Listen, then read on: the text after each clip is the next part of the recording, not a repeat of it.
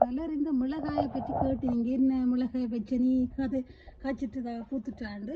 உண்மைதான், காய்ச்சிட்டு நான் சில என்னடா நான் தட்ட விரும்பல, என்னடா பூக்கள் விழுந்துடும் இதை உண்டு.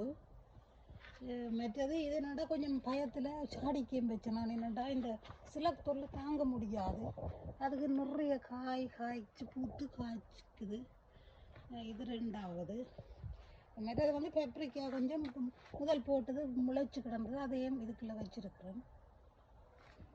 ஸ்லோவாக சொல்லி அது வேறு. மற்றது நான் இப்போ அவசரமாக ஏன் எடுத்தேன்னா, நான் வந்து இதில் நினைக்கிறேன் 1 கிலோ மிளகாய் வரைஞ்சி 1 கிலோ வரும். நாளைக்கு 1 கிலோவுக்கு மேலே ஒரு 2 கண்டு 1 கண்டு தான் 1 கிலோ வரும். என்னடா நான் இப்போ ஆட்டையில் இன்னும் பூக்கள் கிடக்குது.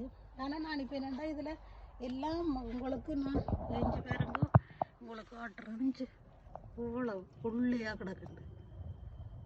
ஒரு எங்களுக்கு லண்டனில் 100 கிராமு ஏதோ 2 ரூபா, உங்களோட காசுக்கு ஸ்ரீலங்கா காசுக்கு 800 ரூபா. இஞ்சி பாருங்க இவ்வளோ மிளகா. அப்போ நான் என்னடா பிடுங்க போகிறேன், அன்றாடம் பிடுங்குறேன் நான். என் ஃப்ரெண்ட் 2-3 பேர் ஐயோ காட்டடி என்று அது ஒரு பக்கம். இஞ்சி பாருங்க உம்மளை இருக்குது.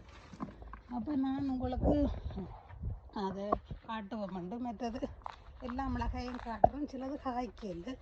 இங்கே பாருங்க, இது இன்னொரு மிளகாய். இங்கே நிறைய காய் கிடக்க நான் ஆட்டினாயினுண்டா பூக்கள் எல்லாம் விழுந்து போடும். இங்கே இதில் ஒரு 4. அப்போ நான் அதை உங்களுக்கு தனியாக மிளகாயை எடுக்கிறேன். மற்றதுகளும் வச்சுருக்கிறேன். ஆனால் இங்கே பாருங்க இதில் சின்ன